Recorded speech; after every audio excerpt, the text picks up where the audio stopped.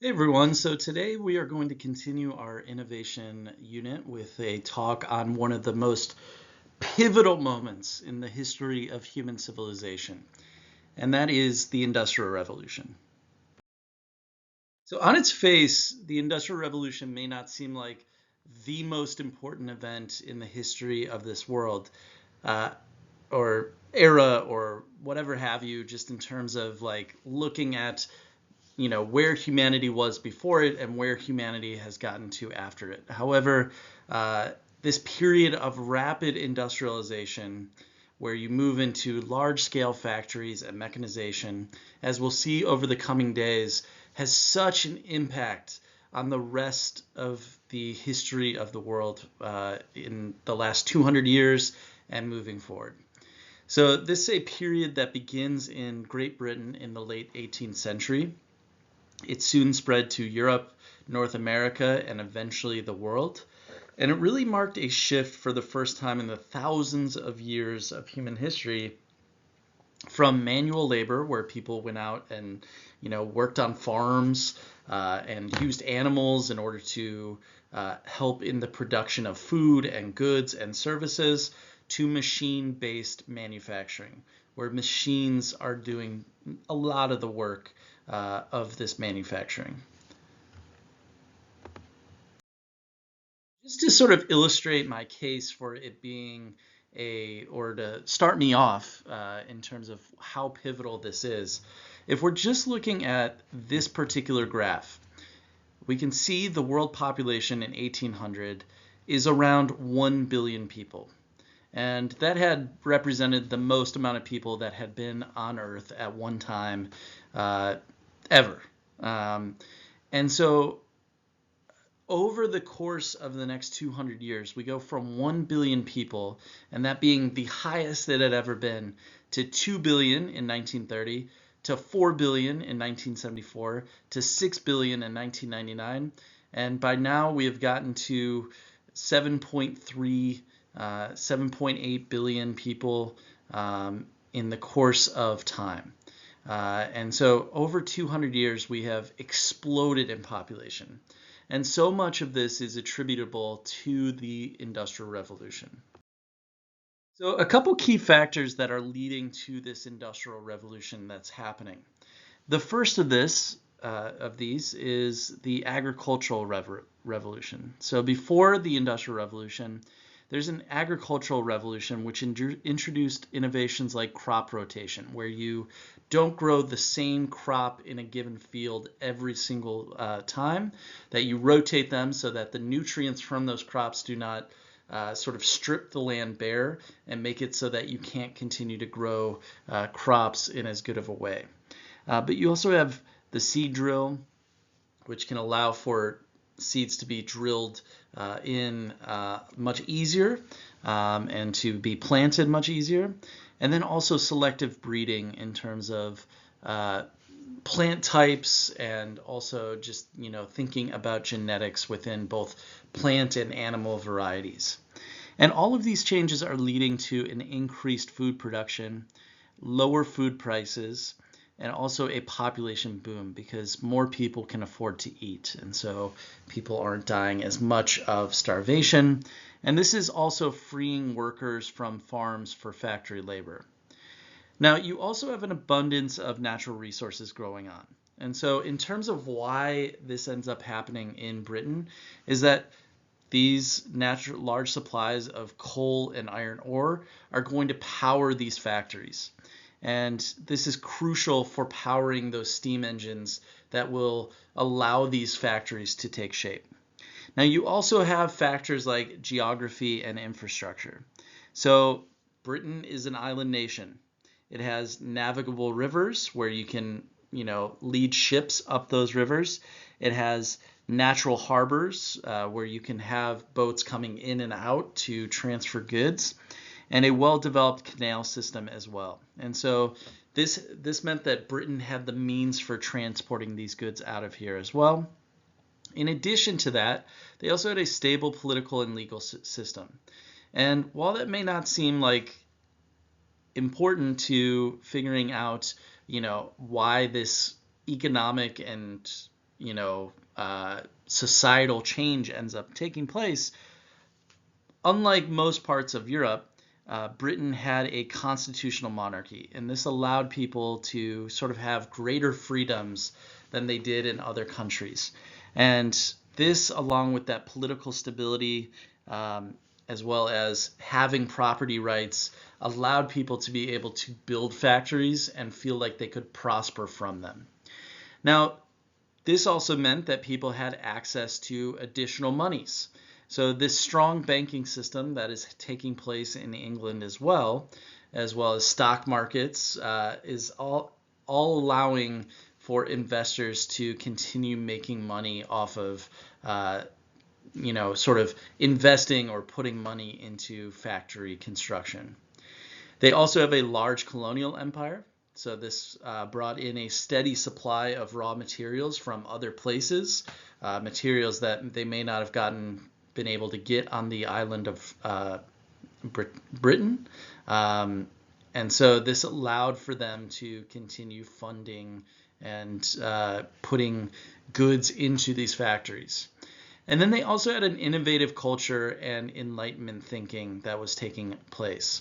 So this free-thinking society where they are questioning how society is being run in the Enlightenment is also allowing for people to start thinking about other areas of society. And this is leading to creative thought and innovative thoughts as well. And so this is encouraging inventiveness, problem solving, all things that are going to need to take place in order for a technological revolution like the Industrial Revolution to take place. So a couple of the technological innovations that are going to occur that allow for these factories to be built. The first of these is the spinning jenny. And in 1764, this was invented, and this allowed a single worker to spin many spools of thread at once. And the spinning jenny can be seen sort of at the bottom in the middle. And this sort of helped to revolutionize textile production, so the making of clothes and cloth. Now, the next of these that's going to help power so many of these factories is the steam engine, and that comes out in 1769.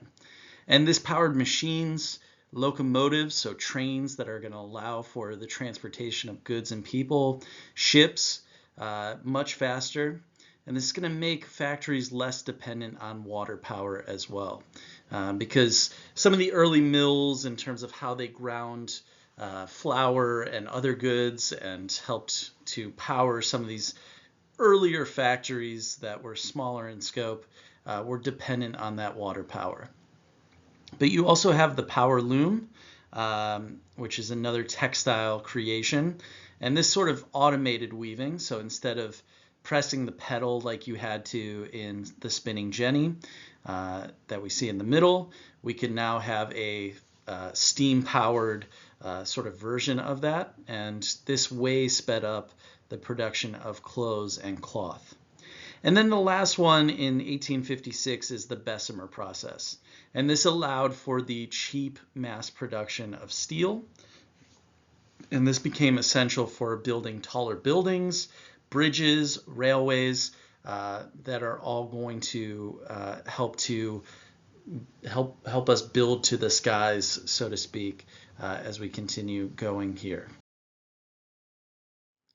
All right, so along with the technological and economic impacts of the Industrial Revolution, there's a huge social change that ends up taking place because of the Industrial Revolution. And the first of these is the movement of people towards cities, called urbanization. So millions of people are moving away from the countryside to cities in search of factory work, which was higher paying than farm work was, even though there's a lot of drawbacks to it, as we'll see. But this led to the growth of industrial cities in England like Manchester and Birmingham. And so you see pictures through the growth of these cities that look like Manchester before and after. So on the left, we see Manchester before the Industrial Revolution. Sort of looks like a countryside, a nice little town there. And then the after on the right, where there's a lot of smokestacks, dirtier water, those sorts of things. You also see a rise of the working class as well. And so a new class of wage earning laborers is emerging. Unfortunately, they're often working long hours in harsh conditions. On top of the rise of the working class, you're seeing a rise in the middle class as well. So people who are managers or engineers or merchants, either in the plant system or outside of the plant system, selling those goods, is forming a new bourgeoisie, as we talked about with the French Revolution, but also used in other countries as well, that term. And those people are gaining economic power as well. There's also changing family roles. Men are becoming the breadwinners, whereas before everyone worked on the farm in total. Women and children are also working in factories, but often for lower wages.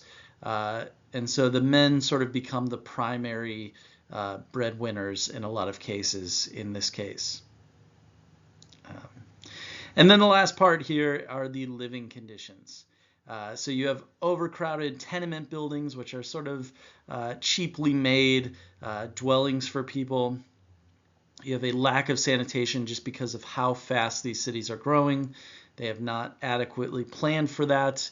There's not indoor plumbing at this time where there's a toilet and it's sort of handled in a much cleaner fashion. These sort of things are leading to a lot of pollution, a lot of disease, and a lot of hardship for people as well. So in terms of like life in the factory, that was one of the social impacts that we talked about on the last slide. But just in terms of what you could expect, and this includes people who were children or were women, or even for men too.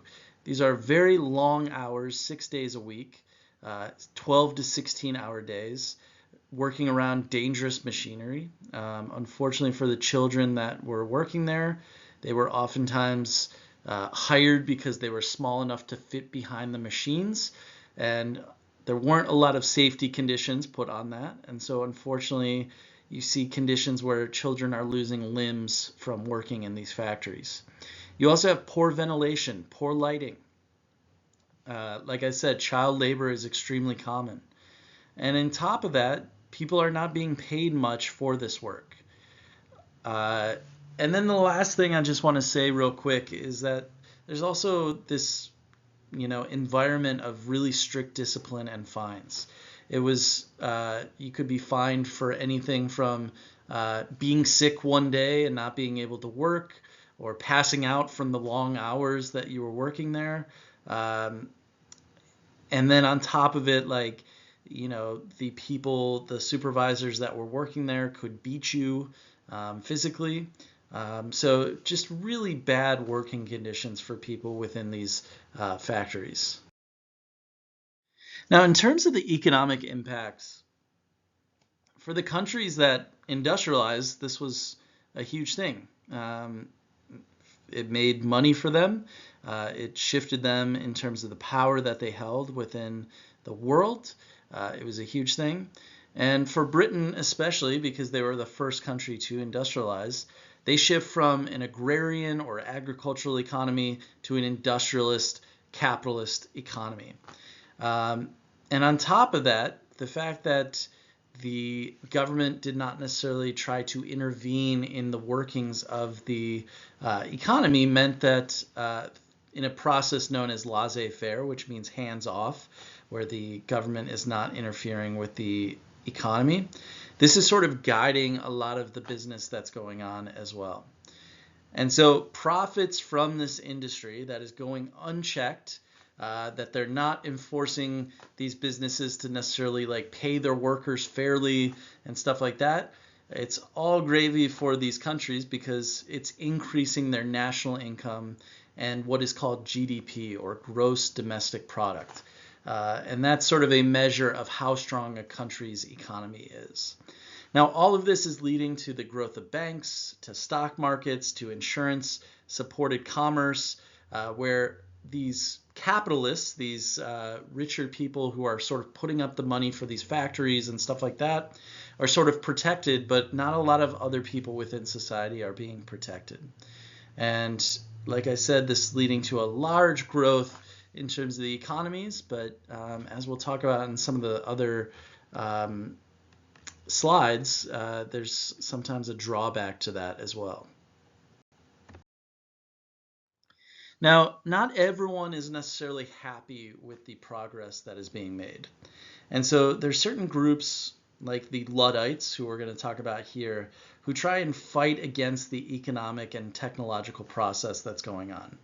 So these were a group of English textile workers between 1811 and 1816 who protested against job losses due to machines. And in order to protest against these, they would run into factories and try to destroy the machinery. And their name is, while they weren't successful, because obviously we still have factories today, their name is now sort of really well connected with anti-technology sentiment. And so all of this, sort of led to them being joked on a little bit because, they weren't necessarily like getting with the times, so to speak. And it also highlighted, though, for us the human cost of rapid industrialization because people had not sort of caught up to the realities of how things had changed over time. Now, there's also environmental impacts as well. So there was increased pollution from these factories, both air with the smokestacks, water from things being dumped into rivers, and then soil as well from things, again, being polluted. And so you're also seeing deforestation and resource depletion because these factories need things and they're making things so quickly that trees and other resources are being depleted faster than they can be recreated. And then you also have urbanization, and that's leading to poor sanitation in cities. The pollution is not helping with that. And it is the beginnings of human-induced climate change. A lot of our current situations within the environment, including the greenhouse effect or global warming, can all be attributed to the Industrial Revolution. Now, in terms of looking at how this spread, so in the late 1700s and the early 1800s, obviously we talked about how it started in Great Britain. It is the birthplace of the Industrial Revolution. From there, it spreads to other places within Western Europe, Belgium, France, and Germany. And then in the United States, it did spread into the United States, where there was industrialization going on before the Civil War in the late 1700s and the early 1800s. And then it really grew after the Civil War, where that really changed our economy as a nation. Now, in the late 1800s, you start to see it spreading outside of Western Europe and North America, where it even spreads to Japan in the Meiji Restoration, where Japan became more like other Western nations. And this led to modernization within Japan. And then also Russia, where you see later industrialization under that Tsarist rule before the Russian Revolution. Now, in addition to this economic and technological innovations that are going on, one of the biggest of these technological innovations was a revolution in transportation. And the first of these is the development of canals, as well as improved road systems. So by water and by road, you could sort of transport things a lot easier if you had quicker direct ways, if you had better maintained areas to sort of be able to transport these things. And so canals, which were man-made waterways, helped with that, as well as just improving the state of roads where they, were a little bit more either paved or, laid out a little bit nicer so that people could travel much more easily. But you also have steam-powered locomotives or trains, as well as the expansion of railways, which get created during this Industrial Revolution and become the chief way that people travel as well as goods travel as well. And so all of this is leading to revolutions, but the biggest one in terms of a technology that's been around for a long time was in ships, where steam engines are allowing ships to travel much quicker, and this is revolutionizing how quick goods can get from one place to another. And so it's changing the game on what can be transported, because if you had no steam engine before, things like food could not as easily be transported, and it's really changing the world in that way. It's also reducing transportation costs and increasing trade as well, because it's becoming more economical in order to do those things. Now, there's also advancements in communication that are going on as well. So in 1844, you have the telegraph being made, which improved rapid long distance communication. If you've ever seen the thing with the Morse code, where it beeps, that is one thing that came out of this time. And then later in the 1800s, you have the birth of the telephone, where you have voice communication. And in 1866, we even see the telegraph be connected between our different continents, Europe and North America, with the transatlantic cable. On top of that, mail writing, so writing letters and things like that, are improving. Newspapers are improving, and because of things like the railroad, you can send newspapers out to further and further distances, and news is getting to places much easier. And so all of these things are just improving how people are able to communicate with one another. And with all of this, you're also going to see a growth in terms of education and literacy as well. So because of the factory systems, not everyone has to work on farms. And so there's an increased demand for skilled workers who have a variety of different skills. And so you see within this the expansion of public schools education systems, not only because of what we've talked about in the past with the growth of democracy, but also because of this training. And so because people are living closer and closer together, they're living in cities, it becomes easier to be able to educate people and to open more schools, so that you have fuller classrooms. And so you see an immediate rise in literacy rates, even above what we had in the past. You also see a growth of scientific and technical education, because you need more people in fields like engineering and really knowing how to either build taller buildings or build bridges, or even help out in the factories with making technological processes that much faster. Now, in terms of public health and medicine, I talked about how sanitation was a huge problem as more people moved to the cities during this time of the Industrial Revolution. And all of this is going to lead to a greater understanding of disease and sanitation as well. And this is where we start to understand more about germs. We also see the development of new vaccines to protect against diseases, modern medical practices that can all be developed within these new urban hospitals, where more minds with greater amounts of training are coming together and sort of building up their scientific knowledge. And so you see from there not just the development of small hospitals or more people becoming doctors, but of public health systems that are designed to really make sure that the public are as healthy as possible.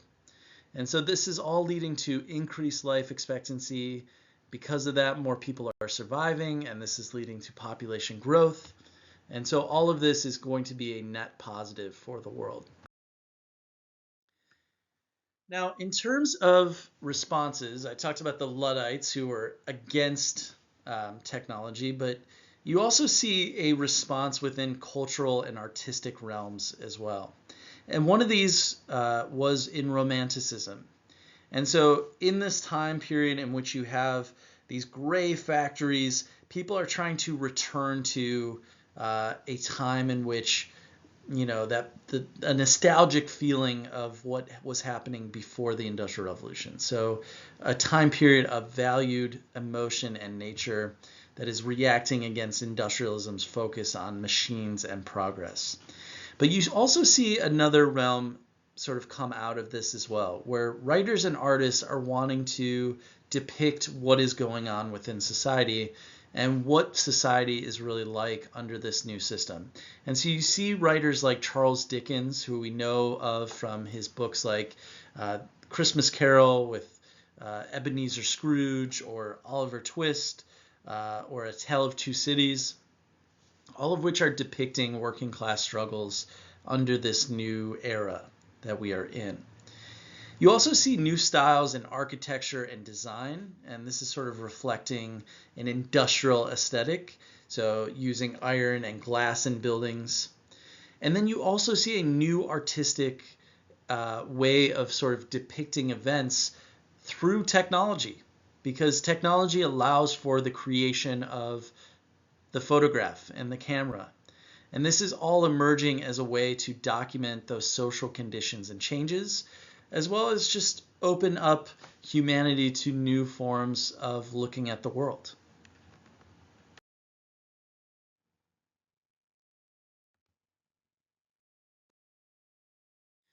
Now, in terms of looking at one of the effects of this, this is going to lead Europe down a path of imperialism. And the reason why is that as more countries industrialize, Europe is not necessarily stocked full of huge amounts of natural resources. And so there was a need for more and more raw materials and new markets to sell their goods to. And so the technological superiority that comes out of this industrial revolution that is leading to technological advancements all over the place is enabling greater amounts of colonial expansion to areas like Africa and Asia. And all of this is leading to a feeling that not only are Europeans technologically superior, but also that they are culturally superior as well. And so a feeling of social Darwinism ends up taking place, where Europeans feel like they are more evolved than other people. And that, hey, if the world was meant for other people to dominate, then they would, and that it's survival of the fittest. And whoever can survive will survive. Now, all of this is going to lead to other competitions that end up taking place among European powers for having greater amounts of global influence and sort of grabbing a greater piece of the pie.